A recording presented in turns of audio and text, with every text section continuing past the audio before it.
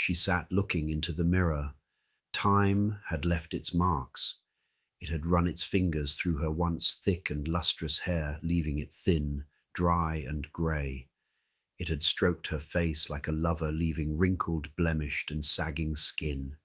It had caressed her body, leaving it shrunken and wizened, the joints swollen and painful. She was the last of her sisters still in this world, still subject to its laws. But her other sisters hadn't left her. That was part of the bargain, to share in each other's memories, to use their gifts and talents, to combine and elevate their considerable intellects. They were able to see the myriad consequences of their choices, avoid pitfalls, and navigate possibilities with a breathtaking clarity. Action and effect branched into potential pathways with dizzying and kaleidoscopic confusion. It could have been paralyzing, but there were sisters with talents to navigate even this, and they all benefited. She remembered. She remembered them leaving the cave that day and the flurry of orders to the waiting soldiers. Their orders were as perfect as the blade of a surgeon's knife. They would crush the rebellion, retake their place, and rule as they had meant to, and it would be perfect. Forever. "He comes," one of her sisters announced, a barely noticeable tremor in her voice. Her other sisters were silent, but she could feel them holding their breath. Looking into the mirror, she could see a figure approaching behind her. As always, the figure walked without forward progress, becoming clearer as if gauzy veils were being removed one by one until he stood clearly focused behind her. There was just the hint of mist between them. He wasn't fully in this world, yet, as before, he was beautiful and as cold as a marble statue sculpted by a master. Even at her age, she could feel a flicker of desire rise within her, but crushed it with an effort. She fancied she could feel a chill emanating from his body just behind her. "Your time runs short," he whispered, like the scales of a reptile over stone. "The details of our bargain were highly specific.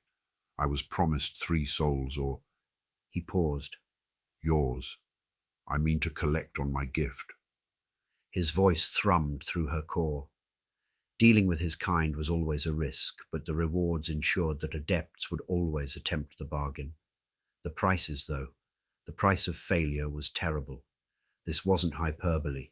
True terror awaited the adept that failed to deliver on the terms. There is still time. The brat will be found and dispatched, and that is the last of it. She spoke with strength and confidence. It was a masterful performance. He was not fooled, and smiled. "Oh, good. But I find myself beginning to anticipate the conclusion of our bargain under other circumstances, and our possible union. It might even be more satisfying than receiving the last remaining soul. We would all make such music together, you and your sisters, a veritable symphony. At times like these, as an agreement draws to an end and a collection is due, I find a visit adds an extra dimension of," He paused, seeking the right word. heightened satisfaction to the final resolution. She felt her sister's reactions as painful contractions in her mind.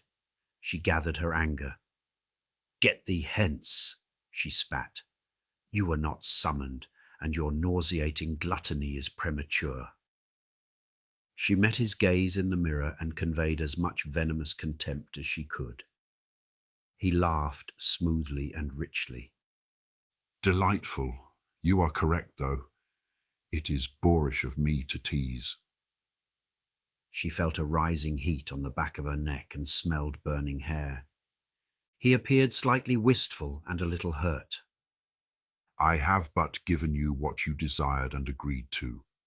Your kind are ever ungrateful." For a tiny fraction of a second, another image overlay his beautiful form. Bigger, misshapen, impossible. Surely not, her mind said. "Nevertheless, I await," The beautiful figure said. With a snap and a gust of frigid air, he disappeared. She remained looking at her reflection in the mirror. For a small mercy, Her sisters were silent.